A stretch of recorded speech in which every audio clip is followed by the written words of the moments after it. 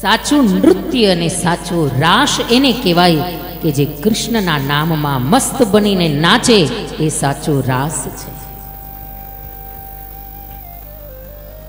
અને એ જ રાસ, એ જ નૃત્ય જીવને પરમાત્માના ચરણ સુધી લઈ જાય.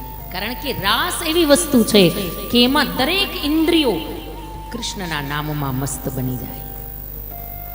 કદાચ એક્સરસાઇઝ ન કરો ને, રોજ રાસ રમી લ્યો ને તો એક્સરસાઇઝ થઈ જાય.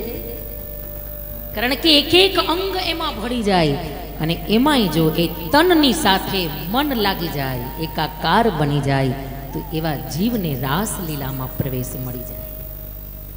રાસ એટલે કૃષ્ણનો રસ. કૃષ્ણ છે જ રસરાજ, જસરાજ.